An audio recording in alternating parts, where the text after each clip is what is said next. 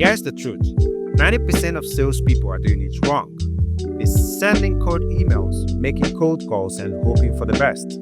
But what if I told you that the problem isn't your outreach, it's your psychology?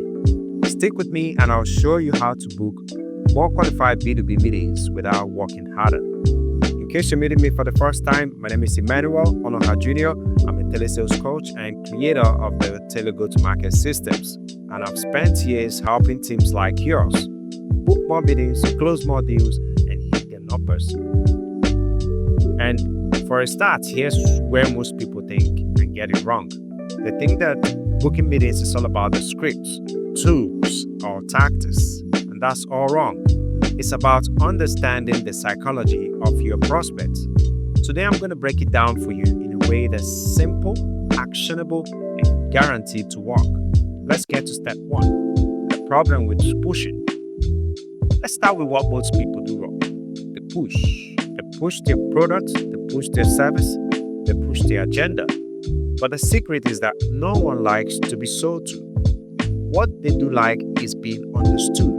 When you push, you trigger resistance, and it makes your prospect feel like they're being sold to, and the guard goes up. Instead of pushing, you need to pull them in by focusing on their word, their problems, and their goals. This shift alone will change everything.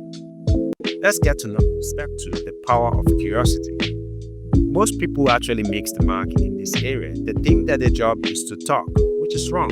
Your job is to make the prospects talk. How? By being curious. Ask questions that make them think. Questions like, what's the one thing that's holding back your team from meeting their goals? Or if you could fix one thing or one problem in your business today, what would it be? When you ask these questions, you're not selling. You're actually there to help. And that's when the magic begins to happen. Let's head over to step 3, framing the meeting as a win-win. Now, let's talk about the meeting itself. Most people frame it as, I want to show you what we do, which is a bad move. Instead, frame it as a win-win.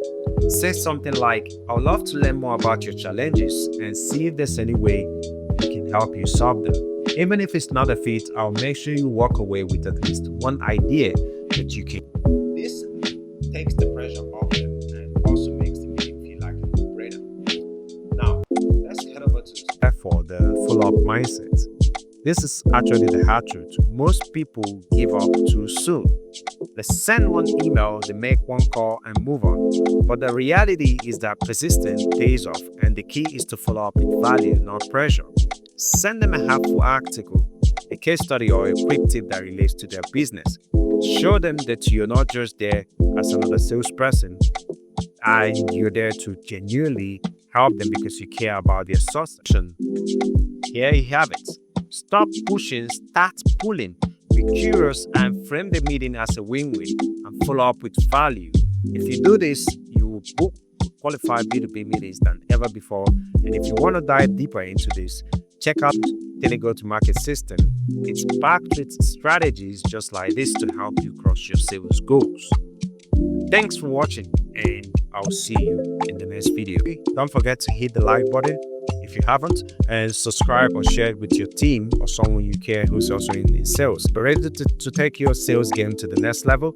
Click the link below to learn more about the Tele-Go-to-Market system, as it gets you booking more meetings and closing more deals. Thank you, and I'll see you next time.